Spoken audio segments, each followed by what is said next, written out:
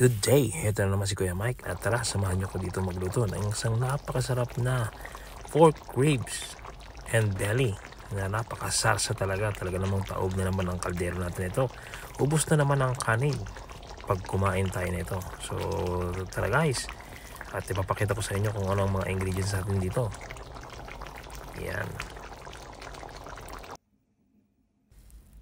So ito yung ingredients natin dito. Meron tayong pork belly, pork ribs, tapos meron tayo itong lemon, garlic, onion, tapos gagamit tayo dito ng tomato paste.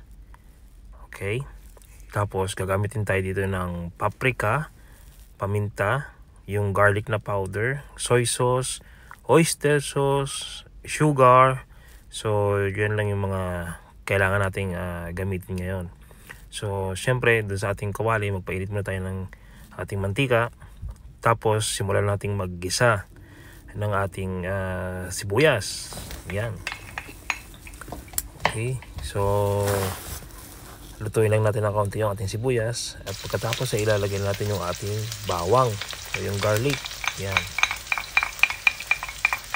So igigisa lang natin sila.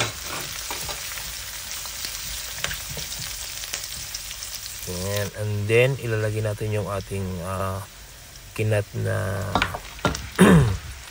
pork belly at saka yung ating liampo. Yan. So mekos lang natin. Tapos dito ay maglagay ako ng paminta. So yan. Napaka basic.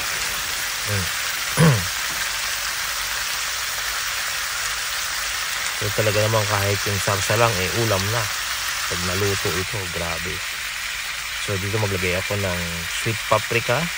Ayan.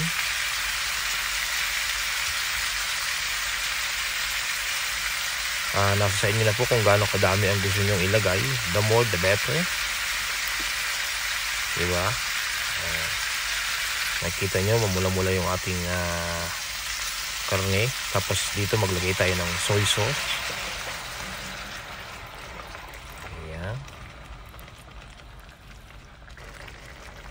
Tapos dito maglagay na rin ako dito ng oyster sauce.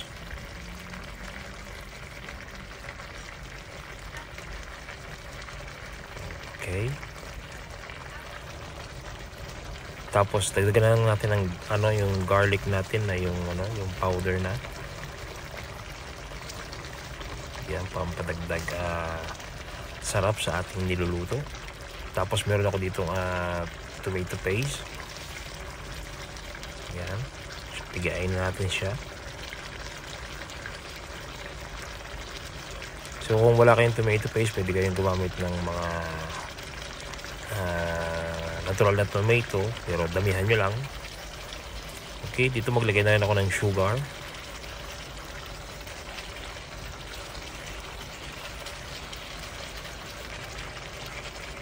Tapos yung isang lemon, piniga lang natin. Kinuha lang natin yung katas niya, yung juice. Okay. Tapos mekos lang natin. Lagyan natin siya ng tubig. At papalambutin lang natin siya. Pag malambot na, and then saka natin palalaputin yung kanyang sabaw o yung kanyang sauce. Mekos. Yan. From time to time, ating hahaluin lang yan para hindi manikit sa ilalim. Yan. Okay, takpan muna natin at ating palalambutin siya.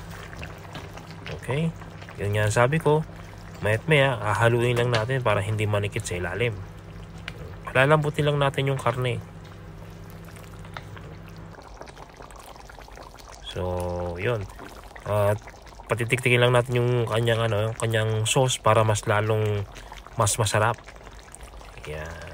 So okay na yan. Ngayon kung gusto nyo dagdagan ng potato, patatas, pwede nyo nang dagdagan dito ng patatas para mas marami, dumami ang ating niluto. So yun guys, maraming salamat. Paalam. Thank you for watching.